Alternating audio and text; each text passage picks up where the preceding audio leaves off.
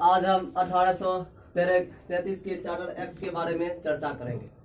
आखिर क्या वजह थी कि 1833 का चार्टर एक्ट लाया गया। आगे भी लाया जा सकता था, पीछे भी लाया जा सकता था, लेकिन 1833 में ही क्यों लाया गया था।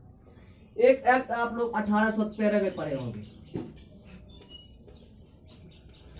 उसमें कहा गया कि 20 साल तक हम कंपनी को अधिकार देते हैं कि वो भारत में सब काम निपटा सके या उस पर शासन कर सके। यानी 1833 के 20 वर्ष बाद 1833 होता है, यानी 1813 के 20 वर्ष बाद 1833 होता है। तो भाई कुछ ना कुछ परिवर्तन हुआ होगा। 1813 में जो एक्ट आया था, उसके बाद 20 वर्षों के बाद 1833 में जो एक्ट आया था, इसमें कुछ ना कुछ बदलाव हुआ होगा। हो सकता है कि इसमें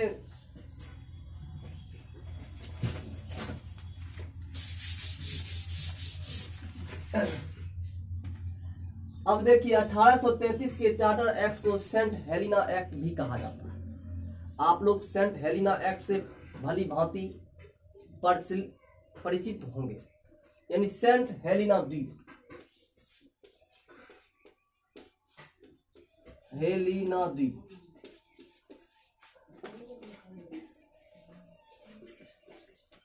आप सेंट हेलिना द्वीप से भली भांति परिचित होंगे। आप जानते हैं कि 1815 में वाटरलू के मैदान में नेपोलियन बोनापार्ट का हार होता है। 1815 में जब नेपोलियन बोनापार्ट की हार सेंट हेलिना वाटरलू के मैदान में होता है, तो उसे सेंट हेलिना भेज दिया जाता है। और उस वक्त सेंट हेलिना द्वीप BIC के ब्रिटिश ईस्ट इंडिया कंपनी के अधिकार क्षेत्र में था। तो जब 1833 में उस द्वीप को ले लिया गया, किसके? ब्रिटिश संसद के अंतर्गत, यानी ब्रिटिश शासन, ताज के शासन में ले लिया गया, तब इस द्वीप का, इस एक्ट को सेंट हेलिना एक्ट बोला गया था। अब भाई सेंट हेलिना एक्ट आया और उसी को हम क्या कहते हैं? 1833 का चार्टर एक्ट। देखिए ये जो सेंट हेलिना एक्ट है या 1833 का चार्टर एक्ट है, इसमें कुछ ना कुछ, कोई ना कोई प्रावधान करके इस एक्ट को लाया गया होगा, मॉडिफाई करके। जैसे आप लोग जानते हैं 1G आया, 1G के बाद 2G आया, 2G के बाद 3G आया, 3G के बाद 4G आया। तो कुछ ना कुछ इसमें परिवर्तन क्या होगा, ऐसे तो आया नहीं होगा। इसमें था क्या कि केंद्रीकरण पर जोर दिया गया।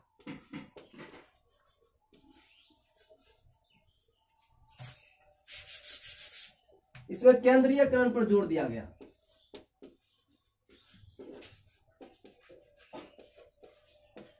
केंद्रीयकरण पर जोर दिया गया। अब सवाल उठता है, केंद्रीयकरण क्या होता है? केंद्रीयकरण किसे बोला जाता है? विकेंद्रीयकरण क्या होता है? विकेंद्र यानी केंद्र को अनेक भाग में बांट दो, जैसे आप लोग पंचायती राज व्यवस्था कहते हैं। ये क्या है? विकेंद्रीयकरण यानी शासन में हिस्सेदारी। भाई शासन में हिस्सेदारी तो एक आदमी का नहीं होगा, अनेक आदमी का हो सकता है। देश स्तर पर, राज्य स्तर पर और क्षेत्रीय स्तर पर शासन होगा, यानी त्रिस्तरीय सरकार जो आप भारत में जानते हैं शायद, मुखिया, सरपंच, ये सब होता है त्रिस्तरीय। ठीक उसी प्रकार यहाँ विकेंद्रीयकरण पहले था 1833 से पहले। देखिए 1833 से पहले कौन कौन 4 प्रकार के एक्ट भारत में बनते थे। 4 प्रकार से भारत में कानून बनाया जाता था। सबसे पहले हम जानेंगे कि 4 प्रकार से कौन कौन प्रकार से कानून बनता था। एक, 4 प्रकार के कानून। देखिए एक कानून था ब्रिटिश संसद, BP यानी ब्रिटिश पार्लियामेंट बनाया करता था। भारत में कानून ब्रिटिश पार्लियामेंट बनाया करता था भारत के लिए। आप तो 1833 का चार्टर एक्ट जानते हो, कौन बनाया? ब्रिटिश संसद ने बनाया। एक था गवर्नर जनरल बनाया करता था।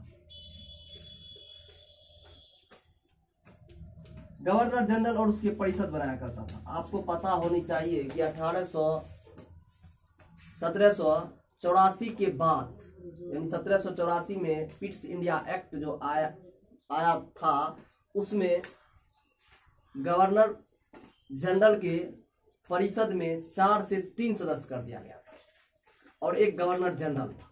तो ये सब मिलके कानून बनाते थे। एक था supreme court, Kolkata supreme court, KCC, यानी कोलकाता सुप्रीम, हम शॉर्ट में लिख रहे हैं, कोलकाता सुप्रीम कोर्ट। और दूसरा ये चौथा था कलकत्ता, मद्रास और बंबई के गवर्नर के द्वारा कानून बनाया जाता था। तो ये क्या कर दिया गया, इस चारों को खत्म कर दिया। बोला ऐसा बात नहीं है। अब जो यहां रेगुलेट करेगा, ये कहां कानून बनाएगा, यह कौन बनाएगा, गवर्नर जनरल के परिषद बनाएंगे। ये बंबई वाले नहीं बनाएंगे, ये कोलकाता सुप्रीम कोर्ट अब ये कानून नहीं बनाएंगे। अब सवाल उठता है क्यों नहीं बनाएंगे? पहले बनाते थे क्या? जी, कभी कभी फैसला देता था, सुप्रीम कोर्ट फैसला देते थे कि भाई ये काम ऐसे होनी चाहिए, ये काम वैसे होने चाहिए। अब कोई धार्मिक मामला फंस गया, कोई सामाजिक मामला फंस गया, कोई सांस्कृतिक मामला फंस गया, कोई आर्थिक मामला फंस गया, तो भाई उसमें तो कोर्ट देगा कि नहीं देगा? कोर्ट देगा फैसला। अब वो फैसला से आज भी आप जानते हैं अधीनस्थ न्यायालय, अधीनस्थ न्यायालय मतलब क्या होता है कि सुप्रीम कोर्ट के अधीनस्थ न्यायालय का काम करता है, यानी उसका दिया हुआ फैसला नीचे के कोर्ट को मानना पड़ता है, कि नीचे का कोर्ट उसे रखता है कोर्ट ऑन रिकॉर्ड में कि आखिर सुप्रीम कोर्ट इस मामला में कैसा फैसला दिया था, क्या इस फैसले को नहीं, अब इस फैसले के बारे में उसे रखना है, कोर्ट ऑन रिकॉर्ड में वो रखते हैं और उस अनुसार इस केस में कैसा फैसला दिया जाएगा। अब कहीं मामला फंस जाता है ज्यादा एक्ट से हटके, तो वो सुप्रीम कोर्ट का देखते हैं। अब ठीक उसी प्रकार हम देखेंगे। अब देखिए सेंट हेलेना एक्ट के कुछ प्रावधान, यानी 1833 के चार्टर एक्ट के कुछ प्रावधान इस प्रकार हैं। सबसे पहले गवर्नर जनरल को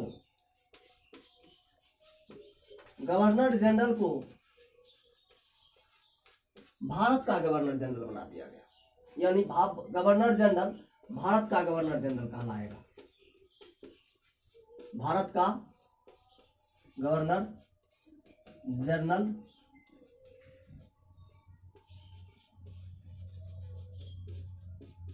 कहलाएगा। अब देखिए आप 1773 का रेगुलेटिंग एक्ट पढ़े होंगे, उसमें क्या किया गया था, गवर्नर को गवर्नर जनरल बना दिया गया था। अब 1833 में उसे पुनः मॉडिफाई कर दिया गया, मतलब उसका रूप बदल दिया।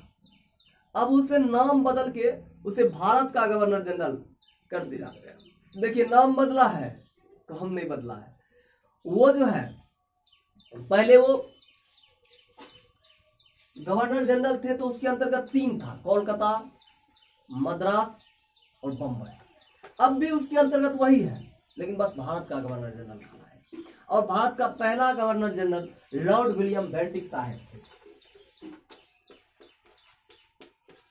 Lord William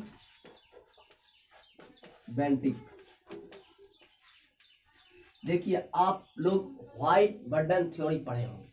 white burden theory में क्या कहता है कि गोरा आदमी सर्वश्रेष्ठ होता है बजाय काला, यानी काला से बहुत ज्यादा। यही है व्हाइट बर्डन थ्योरी, जिसको जापानियों ने गलत साबित कर दिया। जब 1905 ईस्वी में जापानियों ने रशियन को हराया, तो जाके ये थ्योरी ही गलत हो गया, क्योंकि ऐसा कभी नहीं हुआ था कि गोरों को काला ने हरा दिया। यानी एशियन ने हरा दिया था। तो यही चल के आगे चल के हम पढ़ेंगे लॉर्ड विलियम बेंटिक भारत के पहले गवर्नर जनरल बने, यानी भारत के गवर्नर जनरल बने। अब देखिए, अब ये 1858 तक चलेंगे। जैसे ही 1858 का एक्ट आएगा ये खत्म हो जाएगा। अब हम बात करेंगे, गवर्नर जनरल हो गया, अब हम करेंगे विधि आयोग। अब चलेंगे विधि आयोग।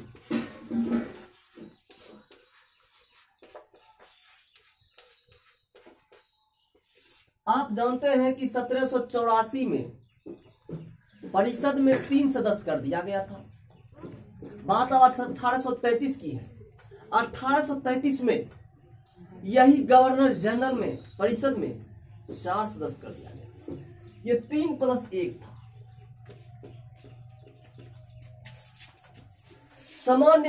जब सामान्य बात होती थी तो ये 3 ही रहा करते थे।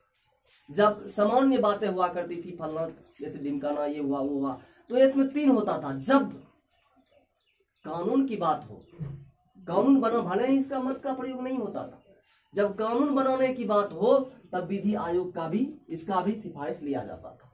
अब देखिए 3 से कितना कर दिया गया, 4 कर दिया गया।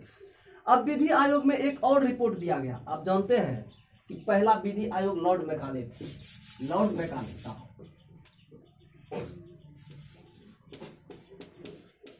Lord Macaulay.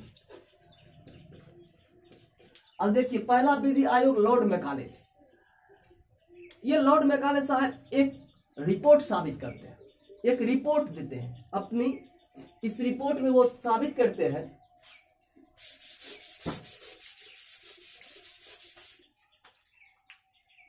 देखिए ये अपना प्यारा भारत है, बीच में एक छोटा सा बांग्लादेश बन गया।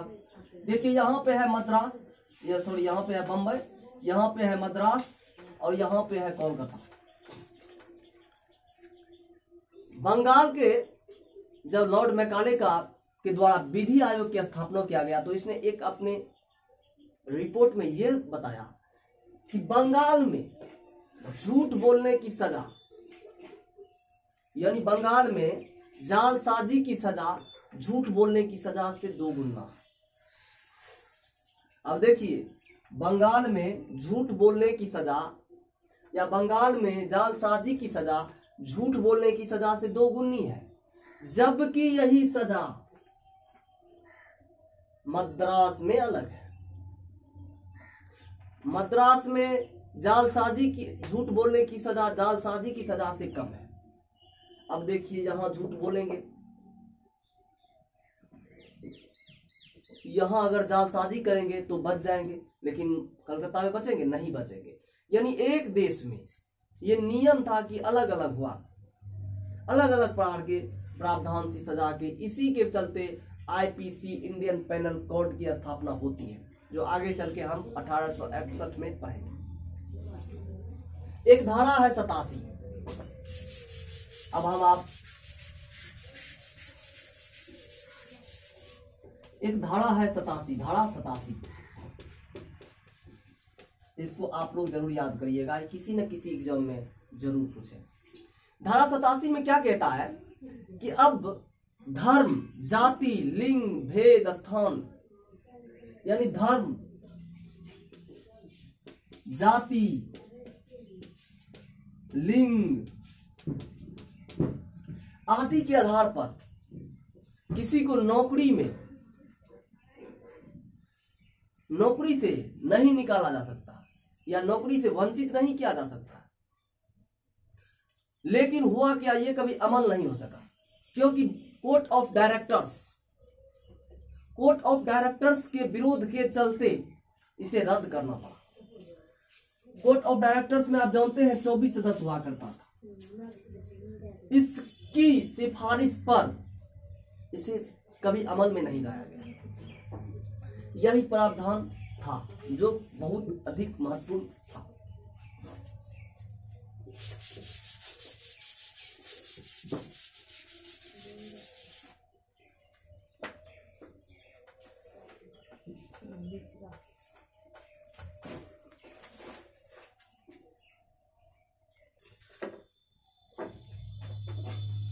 अब हम 1833 के चार्टर एक्ट में कुछ दो चार प्रावधान बताते हैं, उसके बाद हम वीडियो को समाप्त कर देंगे। जैसे एक निर्दासता यानी दास प्रथा का अंत हुआ भारत में। दास प्रथा का अंत इसी अधिनियम के द्वारा भारत में हुआ।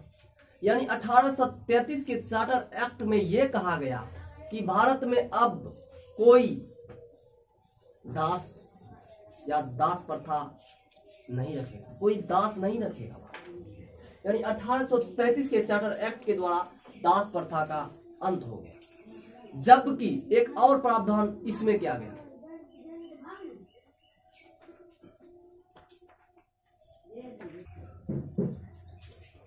इस अधिनियम के द्वारा दास प्रथा को अंत कर दिया गया। अब दास प्रथा अंत होगा तो कुछ ना कुछ और होगा। इसमें अंग्रेजों को यह आज्ञा दे दिया गया कि अब आप किसी से पूछ नहीं सकते हैं, आप यहाँ पे आप जमीन खरीद सकते हैं, यहाँ बस सकते हैं, यहाँ रह सकते हैं। अब यहाँ आपको कोई प्रॉब्लम नहीं है, आप आओ जमीन खरीदो और यहाँ रहो। अब एक और प्रावधान क्या गया कि भाई जमीन तो खरीद लेंगे, खरीद लिए, अब कुछ ना कुछ करना पड़ेगा। अंग्रेज उस समय ब्रिटेन में दो प्रकार के आदमी होता था। एक था कि भाई व्यापार को खत्म कर दो, ये ब्रिटिश ईस्ट इंडिया BIC बहुत आगे निकल चुकी है। एक था कि ब्रिटिश सत्ता यानी BIC के सत्ता को ही समाप्त कर दो। तो ये कर दिया कि चलो चाय और चीन, आप जानते हैं चाय और चीन छोड़ के, चौ से चाय चौ से चीन, चाय और चीन पर भी से BIC यानी ब्रिटिश ईस्ट इंडिया कंपनी का एक अधिकार समाप्त कर दिया गया। अब कोई भी आदमी आएगा खेती करेगा, यानी चाय का बिजनेस कर सकता है, वो चीन में बिजनेस कर सकता है। दूसरा एक और प्रावधान किया गया, जैसा कि आप जानते हैं कि जमीन खरीदा गया, वो जमीन खरीद सकता था और वहां रह सकता था, बच सकता था। और अब कहा गया कि 1833 के बाद हम 20 वर्षों के लिए आपको भारत पट्टा पे देते हैं। यानी इस 20 वर्षों के बाद 1853 में हम आपसे फिर मिलेंगे, और हम आपसे कब मिलेंगे, 1833 में, यानी कब मिलेंगे। इस 20 वर्षों के लिए ये कानून बढ़ा दिया गया। इसमें दो चार पहलू महत्वपूर्ण है। एक है 1833 ये हो ही गया, इसमें जैसे दास प्रथा केंद्रीयकरण हुआ, अब 3 से 4 कर दिया गया। मैकाले की अध्यक्षता में एक विधि आयोग का गठन हुआ और धारा 87 आया जो कभी अमल नहीं हो सका। और दूसरा, बिना अनुमति के जमीन रह सकता था, विधि आयोग की गठन। अब गवर्नर जनरल को भारत का गवर्नर जनरल कहने लगा, यानी कहना शुरू हुआ। अगर आपको इस वीडियो बहुत अच्छा लगे तो कम से कम लाइक कर दीजिए और शेयर कर दीजिए, ताकि हमको ज़्यादा से ज़्यादा प्रोत्साहन मिल सके। थैंक यू, धन्यवाद।